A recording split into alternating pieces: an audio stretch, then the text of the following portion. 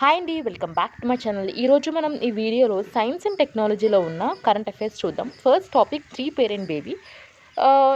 అంటే యూకేలో ఈ 3 పీపుల్స్ డిఎన్ఏ యూస్ చేసి బేబీ అయితే రీసెంట్గానే బార్న్ అయ్యారు. సో అందుకే ఇది న్యూస్లో ఉంది. అండ్ అలాగే దీనికి మైటోకాండ్రియల్ డొనేషన్ ట్రీట్మెంట్ ప్రొసీజర్ అయితే యూజ్ చేశారు.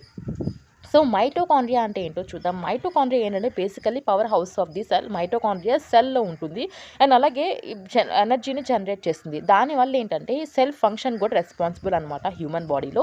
నెక్స్ట్ అలాగే ఈ మైటోకాండ్రియా ఎనర్జీ ప్రొడ్యూస్ చేయడంలో దానివల్ల ఏంటంటే ఒక సర్టెన్ డిఫెక్ట్స్ అనేవి అక్కర్ అవుతాయి. సో దానివల్ల ఏంటంటే ఈ సెల్ ఫంక్షన్ కూడా ఇంపాక్ట్ అవుతుంది. అండ్ డిసీజెస్ ఏమైతే ఉన్నాయో అది మైటోకాండ్రియల్ మ్యూటేషన్ ద్వారా అవుతాయి అనమాట. సో దానివల్ల దీన్ని మైటోకాండ్రియల్ డిసీజ్ అని పిలుస్తారు. అండ్ అలాగే మైటోకాండ్రియల్ అనేది అంటే ఇంపేర్ అవడం వల్ల అది సఫిషియెంట్ ఎనర్జీ అనేది ప్రొడ్యూస్ చేయదు. అండ్ అలాగే ఆర్గన్ ఫంక్షన్ని ఎఫెక్ట్ చేస్తుంది. అండ్ సిమ్టమ్స్ అనేవి అంటే అసార్ట్మెంట్ సిమ్టమ్స్ అనేవి అక్రాస్ ది బాడీ వస్తాయి. అండ్ అలాగే brain damage, organ failure and muscle wastage. So ఇట్లాంటివన్నీ అక్కర్ అవుతాయి అన్నమాట. అండ్ అలాగే ఇది న్యూక్లియర్ డిఎన్ఏ లాగా బోత్ పేరెంట్స్ నుంచి రాదు. మైటోకాండ్రియల్ డిఎన్ఏ అనేది ఓన్లీ మదర్ నుంచి వచ్చింది. సో దానివల్ల మైటోకాండ్రియల్ డిసీజ్ రాకుండా ఈ మైటోకాండ్రియల్ డొనేషన్ ట్రీట్మెంట్ అనేది ప్రొసీజర్ యూజ్ చేశారు. నార్మల్గా జనరల్గా ఇప్పుడు ఒకవేళ ఈ మైటోకాండ్రియల్ అంటే డిసీజెస్ ఇంకా ఫర్దర్ ఇన్హెరిటెన్స్ అవ్వకూడదని సో ఈ ట్రీట్మెంట్ అనేది ఇంట్రడ్యూస్ చేశారు. సో ఈ ట్రీట్మెంట్లో ఫస్ట్ సో ఏంటంటే నార్మల్గా జనరల్గా పేరెంట్స్కి నార్మల్ న్యాచురల్గా ఒకవేళ కన్సీవ్ అవ్వకపోతే సో ఐవీఎఫ్ ట్రీట్మెంట్ అనేది తీసుకుంటారు. దీన్ని ఇన్ విట్రో ఫెర్టిలైజేషన్ అంటారు అనమాట. అండ్ అలాగే ఏంటంటే ఇప్పుడు స్పర్మ్ అలాగే ఎగ్ బయట ల్యాబొరేటరీలో టెస్ట్ ట్యూబ్లో ఇది టెస్ట్ చేసి సో దాని తర్వాత మదర్లో ఇన్ఫ్యూజ్ చేస్తారు. సో ఇప్పుడు ఏంటంటే ఈ ట్రీట్మెంట్లో genetic material of the parents తీసుకుని అండ్ అలాగే మైటోకాండ్రియల్ మెటీరియల్ ఏమో డోనర్ దగ్గర నుంచి తీసుకుంటారు. సో అవన్నీ ఆ రెండు యూజ్ చేసి అంటే మొత్తం 3 అనమాట. సో మదర్, పేరెంట్స్ అండ్ అలాగే మదర్ డోనర్ కూడా. సో ఈ 3 యూజ్ చేసి ఐవీఎఫ్ ద్వారా కన్సీవ్ అయ్యేలో చేస్తారు చైల్డ్ని. నెక్స్ట్ అలాగే ఇది ఒక డిసీజ్డ్ మైటోకాండ్రియా అనేవి ఏవైతే ఉందో సో అది హెల్తీ మైటోకాండ్రియాతో రీప్లేస్ చేస్తారు. సో దానివల్ల ఏంటంటే మైటోకాండ్రియల్ డిసీజ్ అనేది ఫర్దర్ ట్రాన్స్ఫర్ అవ్వకుండా ఉంటుంది. సో నెక్స్ట్ ఆఫ్ స్ప్రింగ్కి So, passing on mitochondrial diseases from parent to child can be prevented by MDT either before or after IVF of the egg. So, అంటే ఇప్పుడు మైటోకాండ్రియల్ డిసీజ్ అనేది parent నుంచి చైల్డ్కి pass అవ్వకుండా prevent చేస్తుంది ఈ ట్రీట్మెంట్ అంటే before of and or after of IVF of the egg. So దీన్ని మనం మైటోకాండ్రియల్ రీప్లేస్మెంట్ థెరపీ అని పిలుస్తాం. అండ్ అలాగే 3 పేరెంట్ బేబీ ప్రాసెస్ అని కూడా పిలుస్తారనమాట. సో దీని 3 పేరెంట్ బేబీస్ ప్రాసెస్ అంటే ఏంటంటే ఇక్కడ ముగ్గురు ఇన్వాల్వ్ అవుతారు కదా. సో మదర్, ఫాదర్ అలాగే మదర్ డోనర్. నెక్స్ట్ మెకానిజం ఏంటంటే మెయిన్గా ఎంబ్రియోస్ అనేవి కంబైన్ చేస్తారు with sperm and egg from biological parents with tiny battery like structure called mitochondria from the donors egg. So ఇక్కడ మనకి బయాలజికల్ పేరెంట్స్ నుంచి స్పర్మ్, ఎగ్ అండ్ అలాగే mitochondria from the donors eggs నుంచి. So అవన్నీ ఇప్పుడు combine చేస్తారు ఎంబ్రియోలో. So దానివల్ల ఏంటంటే ఇప్పుడు డిఎన్ఏ అనేది మదర్ నుంచి, ఫాదర్ నుంచి and plus small amount of genetic material మనకి డోనర్ నుంచి కూడా ఉంటుంది. మోస్ట్ కామన్ టెక్నిక్స్ ఏమి యూజ్ చేస్తారంటే మైటోకాండ్రియల్ డొనేషన్లో ఎంఎస్టీ అండ్ పిఎన్టీ. సో ఈ 2 టెక్నిక్స్లో కూడా ఎగ్స్ అండ్ ఎంబ్రియోస్ అనేవి మెయిన్గా న్యూక్లియర్ జెనెటిక్ మెటీరియల్ అండ్ అలాగే హెల్తీ డొనేటెడ్ మైటోకాండ్రియా అనేది యూజ్ చేసి క్రియేట్ చేస్తారనమాట ఎంబ్రియోస్ని అండ్ ఎగ్స్ని. నెక్స్ట్ అలాగే ఈ 2 టెక్నిక్స్లో మనకి ఎంబ్రియోస్ అనేవి మనకి పేరెంట్స్ జెనెటిక్ మెటీరియల్తో ఉంటాయి అండ్ అలాగే ఈ బోత్ టెక్నిక్స్ కూడా మంచిగానే వర్క్ అవుతాయి ఈక్వల్గా. నెక్స్ట్ అలాగే మెటీరియల్ సింగిల్ ట్రాన్స్ఫర్ టెక్నిక్ అంటే ఏంటంటే ఇప్పుడు న్యూక్లియర్ జెనెటిక్ మెటీరియల్ అనేది ఎగ్స్ నుంచి రిమూవ్ చేస్తారు అండ్ అలాగే అవి డొనేటెడ్ ఎగ్స్తో ట్రాన్స్ఫర్ చేస్తారనమాట which had their nuclear genetic material removed. So ఆ ఎగ్స్ని ఇప్పుడు ఫర్టిలైజ్ చేస్తారు స్పర్మ్తో. సో దానివల్ల ఏంటంటే ఎంబ్రియో అనేది క్రియేట్ అవుతుంది. Next technique P&T pro nuclear transfer technique. ఇక్కడ ఏం చేస్తారంటే ఇప్పుడు ల్యాబ్లోనే ఎగ్స్ని ఇంకా స్పర్మ్స్ని ఫెర్టిలైజ్ చేసి ఎంబ్రియోస్ని క్రియేట్ చేస్తారు.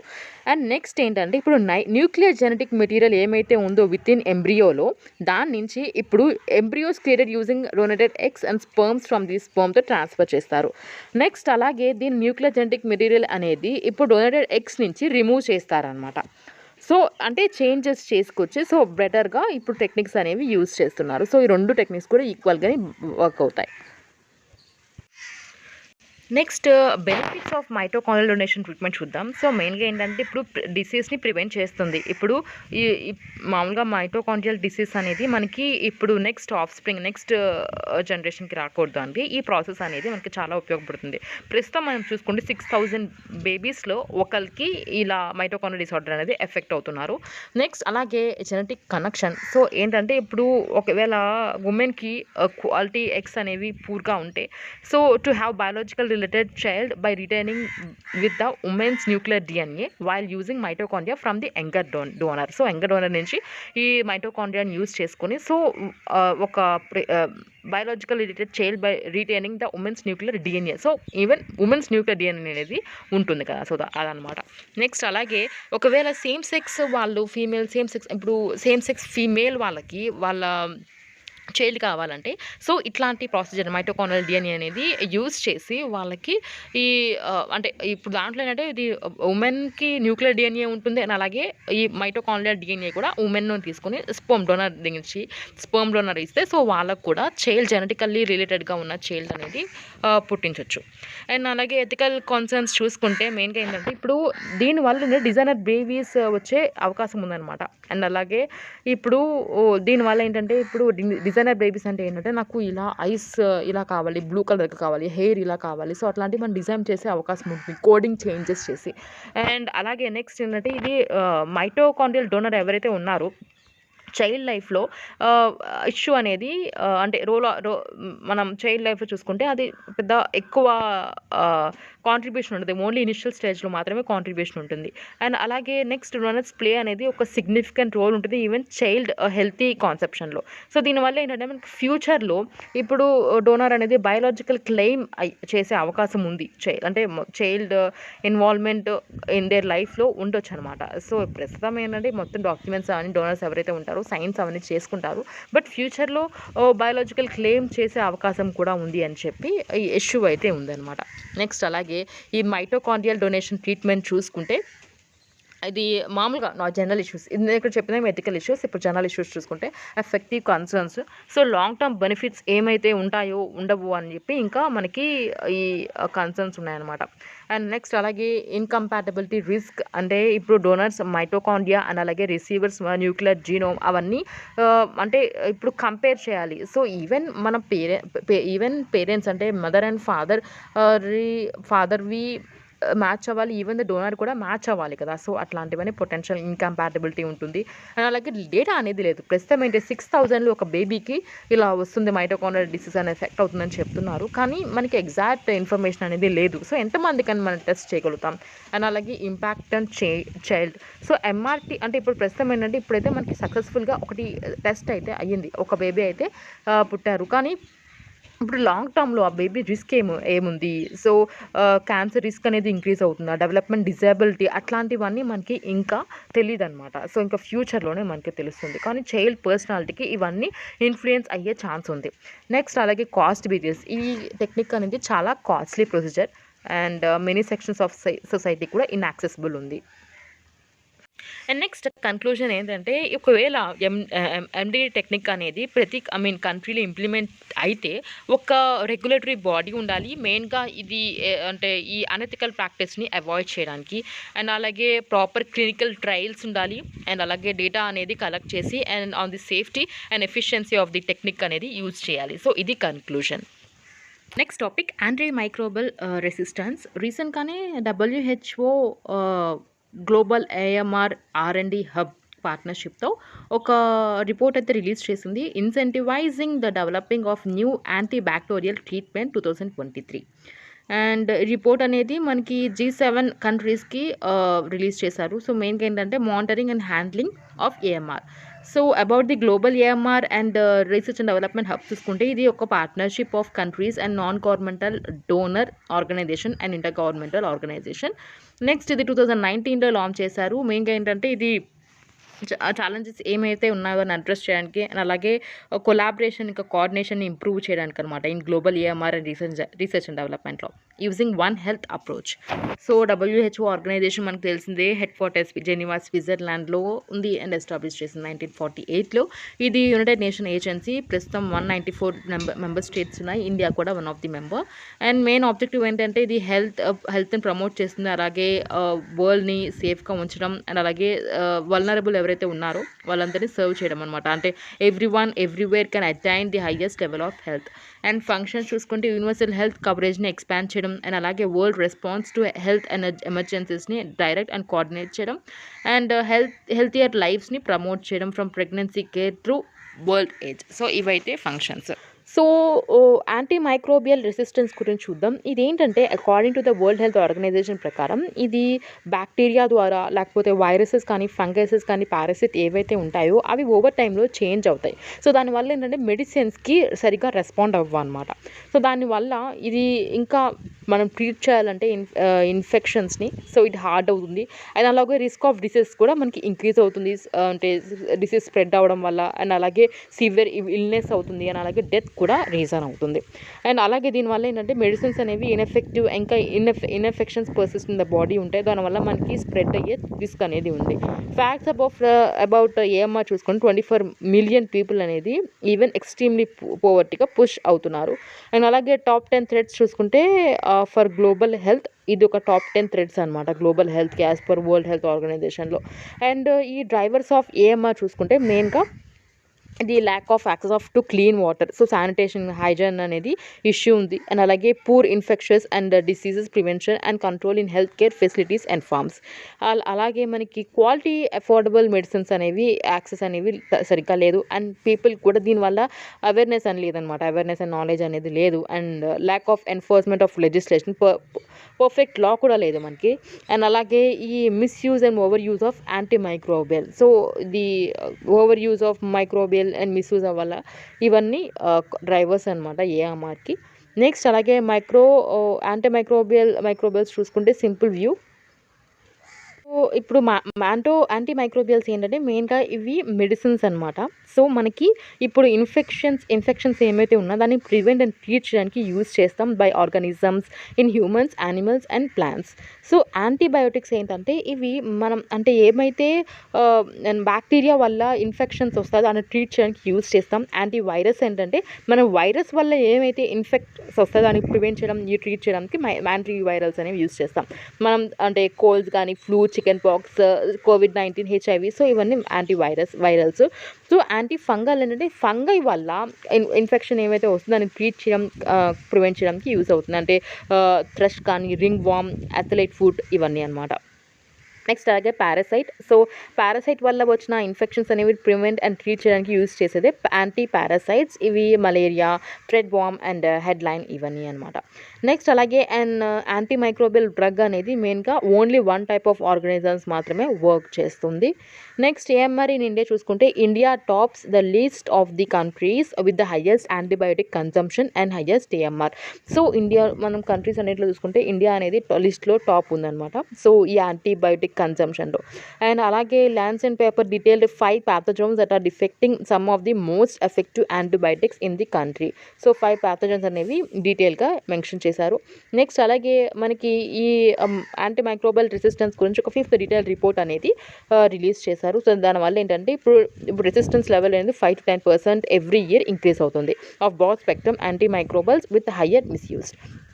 సో కాన్సిక్వెన్సెస్ ఆఫ్ ఏఎంఆర్ చూసుకుంటే మనకి ఇది మెడికల్ కాస్ట్ అనేది హయ్యర్ అయిపోతాయి. సో హయ్యర్ కాస్ట్ వల్ల ఈవెన్ సెకండ్ లైన్ డ్రగ్స్ కూడా హయ్యర్ అవుతాయి అన్నమాట. నెక్స్ట్ అలాగే ఇది prolonged hospital stays as available drugs to take to more time to cure the disease. So మనకి ఎక్కువ టైం అనేది తీసుకుంటారు సో ఒకేలా ఈ క్యూర్ అవ్వడానికి. నెక్స్ట్ అలాగే మోర్టాలిటీ అనేది ఇంక్రీజ్ అవుతుంది అండ్ సూపర్ బగ్స్ అనేవి రైజ్ అవుతాయి అండ్ ఎకనామిక్ కాస్ట్ కూడా ఇంక్రీజ్ అవుతుంది. So in the next decade AMR could result in GDP short fall of at least $3.4 trillion annually. Next అలాగే ఈ కీ హైలైట్స్ చూసుకుంటే ఈ రిపోర్ట్ మెయిన్గా ఈ AMR associated with detailed 4.95 million deaths మనకి 2019లో చూసుకుంటే మనకి మలేరియాకి అండ్ అలాగే హెచ్ఐవికి ఎవరైతే చనిపోయారో దానికంటే ఎక్కువ పర్సంటేజ్ నెక్స్ట్ అలాగే ఈ థ్రెట్ ఆఫ్ గ్లోబల్ ఎకానమీ అనేది ఇంపాక్ట్ అవుతుంది. అంటే ఇంటర్నేషనల్ ట్రేడ్ కానీ హెల్త్ కేర్ కాస్ట్ అనేవి అవన్నీ ఎక్కువ ఇంక్రీజ్ అవుతున్నాయి అన్నమాట. నెక్స్ట్ అలాగే world economy USD 100 trillion by 2050 అనేది ఎస్టిమేట్ చేస్తున్నారు. నెక్స్ట్ అలాగే ఇన్సఫిషియంట్ రీసెర్చ్ అండ్ డెవలప్మెంట్ ఉంది. సో ఇది ఇన్సఫిషియంట్ ఉండడం వల్ల మనం ఈ increasing emergence of and spread of antibiotic రెసిస్టెన్స్ని ట్యాకిల్ చేయలేకపోతున్నాం. నెక్స్ట్ అలాగే poor return for developing new antibiotic.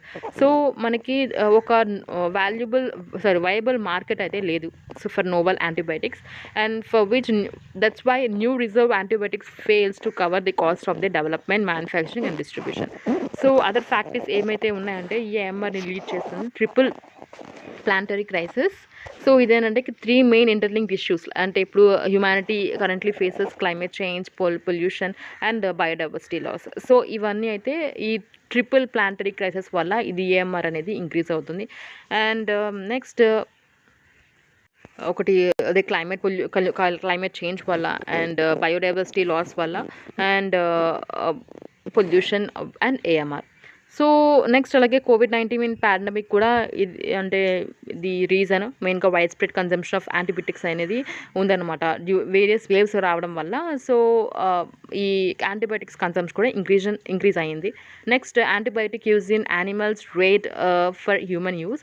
So eating animal meat is similar to ingestion of the tablets which ultimately leads to AMR. So ఏంటంటే ఈ animal meet తినడం వల్ల so ఇది injection of tablets అనేవి similar అని చెప్పి ఇక్కడ అంటున్నారు. సో దానివల్ల ఏంటంటే మనకి ఏఎంఆర్కి అల్టిమేట్గా లీడ్ అవుతాం.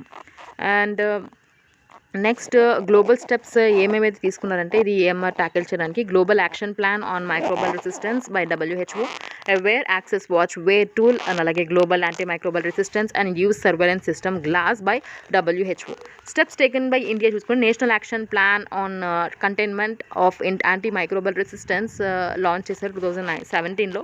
అలాగే Delhi declaration on AMR research and international collaboration initiatives to increase awareness about antibiotics misuse. So ఇవన్నీ అయితే ఇండియా తీసుకున్న steps.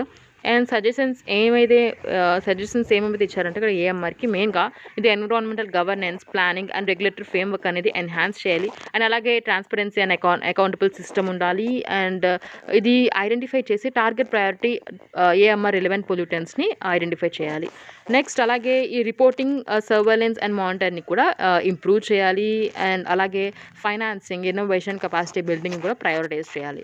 And multi sectoral one health response అనేది తీసుకురావాలన్నమాట. So one health response to AMR will not only help to reduce the risk and burden of AMR on societies but it will help to address the triple planetary crisis. So ఈ one health response అనేది మెయిన్గా ఇది ఒకటే use అవ్వదు, ఇది ఒక risk and burden of ఏఎంఆర్ని సొసైటీస్లో, బట్ ఇది మనం ట్రిపుల్ ప్లాంటరీ క్రైసిస్ని అడ్రస్ చేయడానికి ఉపయోగపడుతుంది. అండ్ రిలేటెడ్ న్యూస్ చూసుకుంటే మనకి ఫంగల్ డిసీజెస్ ప్లాంట్స్ గురించి. So according to the study published in journal Nature, so global crop grows అనేది experience 10 to 23% loss in crops due to fungal diseases. So 5 most important crops అది rice, wheat, maize, soybeans and potato. So ఇవైతే fungal డిసీజ్కి చాలా vulnerable, such as rice blast fungus, wheat stem rust, corn smut, soybean rust and potato late blight. So fungal disease గురించి ఏంటంటే ప్లాంట్స్లో ఇది ఒక single celled or multi cellular organism fungi అనేది. And అలాగే ఇది గ్రేట్ మెజారిటీలో కాజ్ అవుతుంది అనమాట. నెక్స్ట్ అలాగే estimated to 2/3 infections plant diseases. And అలాగే ఈ ఫంగై అనేది white and two rust, smuts, needle glass, leaf curls, mild sooty moulds and anthracnose ఇవన్నీ అయితే ఇంక్లూడ్ అయి ఉంటుంది. సోర్సెస్ చూసుకుంటే మెయిన్గా ఫంగల్ ఇన్ఫెక్షన్స్ అనేది infected seed, soil, crop debris, nearby crops and weeds sources ఇవి. అండ్ అలాగే విండ్ ద్వారా, వాటర్ స్ప్లాష్ ద్వారా స్ప్రెడ్ అవుతూ ఉంటాయి. అండ్ అలాగే through movement of containing soil, animals, workers, machinery, tools, seeding and other plants material. And అలాగే ఏంటంటే ఇది త్రూ న్యాచురల్ ఓపెనింగ్స్ ద్వారా ఎంటర్ అవుతాయి ప్లాంట్స్ అనేవి, such as stoma, through wounds caused by pruning, harvesting, hail, insects, other diseases and mechanical damage. Next అదే concerns ఏంటంటే మెయిన్గా దీనివల్ల ఏంటంటే ఇప్పుడు ఈవెన్ ఈ ఫంగల్ డిసీజ్ అనేవి వర్స్ అండ్ క్లైమేట్ చేంజ్ వల్ల ఇంకా ఎక్కువ వర్స్ అవుతాయి అన్నమాట. సో టెంపరేచర్ అనేది హై ఎక్కువ ఉండడం వల్ల సో ఇది హెవీలీ అంటే steadily towards the poles move అవుతూ ఉంటుంది. హైయర్ టెంపరేచర్ వల్ల ఇది ఒక న్యూ ఫంగల్ ప్యాథోజన్ వేరియంట్స్ కూడా డెవలప్మెంట్ అవుతాయి. సో ఫంగల్ డిసీజ్ అనేవి మనకి ఈ ఫుడ్ సెక్యూరిటీని కూడా థ్రెటన్ చేస్తాయి అన్నమాట. So next topic non-communicable diseases. Ministry of Health and Family Welfare released a strategic operational guide for a national program for prevention and control of non-communicable diseases 2023. 203 for the management of a non-communicable disease in India. So recent గానీ Ministry of Health and Family Welfare ఒక strategic operational guidelines for national program and prevention and control of non-communicable diseaseని release చేసింది. And other initiatives చూసుకుంటే ఈ లాంచ్లో అంటే 75 or 25 initiative launch అంటే 75 million people with hypertension and diabetes to put on standard care by 2025 through PHCs. Next Sashakt portal ఇది launch చేశారు for training 40,000 primary health care medical officers on standard treatment workflow for NCD initiated to realize the healthcare services closer to the community. So about the guidelines చూసుకుంటే ఇది guidelines అనేవి world hypertension day occasion రోజు release చేశారు of G20 branded ఈవెంట్లో. Next అలాగే key highlights చూసుకుంటే ఈ గైడ్లైన్స్కి సంబంధించి మెయిన్గా ప్రైమరీ ఇంకా secondary prevention clinical support for ఎన్సిడీస్కి ఫోకస్ చేశారు. అండ్ ఎగ్జిస్టింగ్ ఏమైతే ప్రోగ్రామ్ ఉందో national programme for prevention and control of cancer, diabetes, cardiovascular disease and stroke programme అనేది ఇప్పుడు రీనేమ్ చేసి తీసుకొచ్చారు national programme for prevention and control or for non-communicable diseases. So ఇప్పుడు ఈ అంతకుముందున్న ప్రోగ్రామ్ని ఎగ్జిస్ట్ అవుతున్నారని దాన్ని రీనేమ్ చేసి ఇది తీసుకొచ్చారనమాట. సో మెయిన్గా ఏంటంటే ఈ ప్రోగ్రాంలో ఇది వైడెన్ చేశారు అంటే ఈ chronic obstructive pulmonary diseases and asthma, non alcoholic fatty liver disease and ప్రధాన మంత్రి నేషనల్ దివ్యస్ ప్రోగ్రామ్. సో ఇవన్నీ అయితే ఈ ప్రోగ్రాంలో వైడెన్ చేశారు. అండ్ అలాగే comprehensive primary health care non-communicable diseases portal అనేది రీనేమ్ చేశారు నేషనల్ ఎన్సిడి పోర్టల్గా. అండ్ non-communicable diseases చూసుకుంటే సో ఇవి ఒక క్రానిక్ డిసీజ్ అనమాట. నెక్స్ట్ అలాగే ఇది లాంగ్ డ్యూరేషన్ ఉంటుంది అండ్ అలాగే combination of genetic, physiological, environmental and behavioural factors. So NCDs ఏంటంటే ఒక non transmitted from person to person. So communicable disease అంటే పర్సన్ టు పర్సన్ ట్రాన్స్మిట్ అవుతాయి. సో నాన్ కమ్యూనికబుల్ కాబట్టి ఇవి ట్రాన్స్మిట్ అవ్వవు. సో నాన్ కమ్యూనికల్ డిసీజెస్ చూసుకుందాం. మెయిన్గా 4 మెయిన్ టైప్స్ ఉంటాయి. Cardiovascular diseases, cancer, chronic respiratory diseases, diabetes. Other types చూసుకుంటే hypertension, obesity, metabolic syndrome, so etcetera. So ఇవన్నీ అయితే other types. And next factors behind NCDs చూసుకుంటే బిహేవియరల్ రిస్క్ ఫ్యాక్టర్ చూసుకుంటే unhealthy diet వల్ల and junk food అట్లాంటివి తీసుకోవడం వల్ల and physical activity సరిగ్గా ఉండడం వల్ల అండ్ అలాగే టొబాకో అనేది ఎక్కువ యూజ్ చేయడం వల్ల ఇది లంగ్ క్యాన్సర్ని కాజ్ చేస్తుంది. అలాగే ఆల్కహాలిక్ కన్సంప్షన్ దానివల్ల హై బ్లడ్ ప్రెషర్ అలాగే హార్ట్ డిసీజ్ కూడా వస్తాయి. నెక్స్ట్ అలాగే ఫిజియోలాజికల్ రిస్క్ ఫ్యాక్టర్స్ చూసుకుంటే బ్లడ్ ప్రెషర్ అనేది మనకి లో ఎక్సర్సైజ్ వల్ల వస్తుంది. And cholesterol due to smoking and unhealthy diet etcetera. Obesity అనేది హై క్యాలరీ ఫుడ్స్ తీసుకోవడం వల్ల and blood glucose due to stress, full life, less sleep. So దీనివల్ల అయితే సైకలాజికల్ రిస్క్ ఫ్యాక్టర్స్. సో ఈ ఫ్యాక్టర్స్ వల్ల ఎన్సిడి అనేది ఇంక్రీజ్ అవుతుంది. And impacts ఏంటంటే ఇది ఎన్సిడి అనేది largest cause of mortality in the world and అలాగే పర్సంటేజ్ ఆఫ్ పూర్ పాపులేషన్లో ఇంక్రీజ్ అవుతుంది. అండ్ అలాగే economic loss estimated around $47 trillion due to NCDs by 2030. Huge out of pocket cost అనేది ఫ్యామిలీస్కి ఎక్కువ మెయిన్గా ఈ health care services inequalities for NCD ట్రీట్మెంట్కే అవుతుంది. నెక్స్ట్ అలాగే ఇది లేబర్ ఫోర్స్ కూడా డిక్రీజ్ అవుతుంది అనమాట. అండ్ అలాగే అవైలబిలిటీ అండ్ దేర్ ప్రొడక్టివిటీ అనేది కూడా డిక్రీజ్ అవుతుంది. అండ్ స్టేట్స్ ఫర్ ఎన్సిడీస్ చూసుకుంటే మెయిన్గా మనం ఇండియాలో 66% అనేది టోటల్ డెత్స్ డ్యూ టు ఎన్సిడీ జరుగుతున్నాయి. అండ్ అలాగే గ్లోబలీ 71% అనేది డెత్స్ అనేవి దీనివల్లే అవుతుంది. నెక్స్ట్ అలాగే 25.66 lakhs deaths due to cardiovascular diseases and అలాగే 11.4 46 lakhs అనేవి క్రానిక్ రెస్పిరేటరీ డిసీజెస్. ఇవన్నీ WHO రిపోర్ట్లో అయితే మెన్షన్ చేసింది. So communicable and non communicable డిసీజ్కి డిఫరెన్స్ ఒకసారి చూద్దాం. సో కాజెస్ ఏంటంటే కమ్యూనికబుల్ మెయిన్గా ఇది highly infections pathogenics and carry spread through diseases. Non communicable ఏంటంటే అలర్జీస్ ద్వారా లేకపోతే మాల్ న్యూట్రిషన్ ఇల్నెస్ ద్వారా కాజ్ అవుతాయి అన్నమాట. నెక్స్ట్ అలాగే ట్రాన్స్మిటింగ్ ఏజెంట్ చూసుకుంటే వైరసెస్ బ్యాక్టీరియా అనేది transmitting agent. So non communicable transmit అవ్వవు. అండ్ నెక్స్ట్ అలాగే రోల్ ఆఫ్ ఇన్హెరెన్స్ చూసుకుంటే ఇది 1 జనరేషన్ నుంచి 1 జనరేషన్కి పాస్ అవ్వదు అనమాట. నెక్స్ట్ అలాగే నాన్ కమ్యూనికబుల్ డిసీజ్ అనేవి ఇది ఇన్హెరిట్ అవుతాయి త్రూ జనరేషన్స్. డిసీజెస్ టైప్ చూసుకుంటే ఇది డెవలప్ అవుతుంది ఇమీడియట్గా అండ్ అక్యూట్ అనమాట. నెక్స్ట్ అలాగే ఇది ఓవర్ పీరియడ్ ఆఫ్ టైం అలాగే డెవలప్ అవుతుంది అండ్ అలాగే ఇది ఎక్కువ సేపు అనేది ఉంటుంది, last longer and it is a fatal. Treatment చూసుకుంటే ట్రెడిషనల్ మెథడ్స్ అనేవి వర్క్ అవుతాయి. సో కానీ నాన్ కమ్యూనికబుల్ డిసీజ్ అయితే సర్జికల్ ఆర్ స్పెషలైజ్ ట్రీట్మెంట్స్ అనేవి కావాలి. ఎగ్జాంపుల్స్ చూసుకుంటే ట్యూబర్క్యులోసిస్, మలేరియా అండ్ కమ్యూనికబుల్ డిసీజ్కి. అండ్ అలాగే Alzheimer's disease and hypertension, asthma ఇవన్నీ నాన్ కమ్యూనికబుల్ డిసీజ్. అండ్ అలాగే ఈ ఛాలెంజెస్ ఏంటి ఈ ఎన్సిడీస్ హ్యాండిల్ చేయడంలో? మెయిన్గా మనకి ట్రైన్డ్ హ్యూమన్ రిసోర్సెస్ అయితే లేవు. And as per ministry of health and family welfare కంట్రీలో ఏంటంటే మనకి 1457 పీపుల్కి ఒక డాక్టరే ఉన్నారనమాట. నెక్స్ట్ అలాగే ఈ అలొకేషన్ అండ్ యూటిలైజేషన్లో లో బడ్జెట్ ఉంది అండ్ పూర్ ఇంప్లిమెంటేషన్ ప్లాన్స్, అలాగే పూర్ అడ్హర్షన్ ఆఫ్ మెడికేషన్, అలాగే లైఫ్ స్టైల్ చేంజ్ అవ్వడం వల్ల. సో ఇవన్నీ కాజెస్ అనమాట, మెయిన్గా ఛాలెంజెస్ అనేవి. ఇవన్నీ ఛాలెంజెస్. సో ఒకవేళ ఎన్సిడీస్ని మనం ట్రీట్ చేయాలనుకుంటే.